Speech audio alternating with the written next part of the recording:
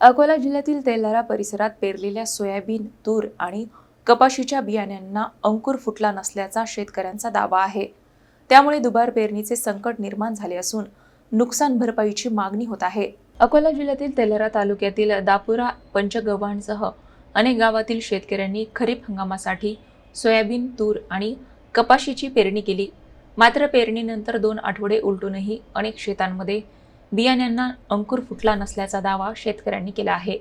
निकृष्ट आणि बोगस बियाण्यांमुळे ही परिस्थिती निर्माण झाल्याचा आरोप शेतकऱ्यांनी केला असून त्यांच्यावर आता दुबार पेरणीचे संकट ओढवले आहे. कर्ज काढून बियाणे खरेदी केलेल्या शेतकऱ्यांसमोर पुन्हा बियाणे, खत आणि मजुरीचा अतिरिक्त खर्च उभा राहिला आहे. या संदर्भात कृषी विभागाकडे तक्रारी दाखल करण्यात आल्या असून संबंधित बियाणा कंपन्यांची चौकशी करून दोषींवर कठोर कारवाई करावी आणि नुकसानग्रस्त शेतकऱ्यांना तातडीने नुकसान भरपाई द्यावी अशी मागणी शेतकऱ्यांकडून करण्यात येत आहे.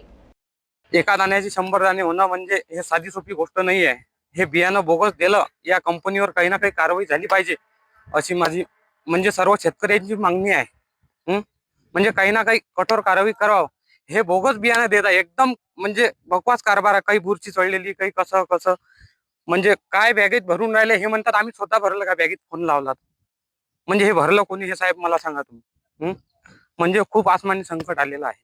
अशा परिस्थितीमध्ये या सरकारच्या या कंपन्यांना जेव्हा फोन केला जाते तेव्हा ते आम्हाला म्हणतात, आम्हाला माहित होतं का त्याच्यात काय पेरलं आणि कसं टाकलं आणि काय होतं ते उगवलं नाही, तर त्याचा दोष तुमचा आहे, आमचा थोडी आहे, आम्हाला थोडी माहित आहे. मग यांची काहीतरी जबाबदारी आहे. आज दुपार पेरणीचं संकट आहे. असं म्हटलं जाते की बा हातची पेर येत नाही. मग 15 दिवस झाले आम्ही पेरण्याले, पण अजून आमचं बियाणं त्याला साधा कोंब सुद्धा आलेला नाही. आमच्यावर एवढं मोठं संकट आहे. माझं एवढं मोठं क्षेत्र पडीत राहिलेलं आहे की ज्या क्षेत्रामध्ये आज काहीच उगवत नाही. आता पेरलं तरी ती उगवेल की नाही याची क्षमता नाही आहे. सगळं कर्ज काढून इकडून तिकडून पैसा जुळवून आम्ही पेरणी केली आणि आता दुबार पेरणीचं संकट आलं आणि दुबार पेरणीला शासनानं काहीतरी मदत करावी जेणेकरून आमचं जगणं सफल होईल. आमचं पेरणी होऊन जवळजवळ 15 दिवस झालेले आहे. रवी कंपनीचं उन्नती पेरलं होतं आम्ही आणि 15 दिवसात त्याचं 10% सुद्धा जर्मिनेशन झालं नाही.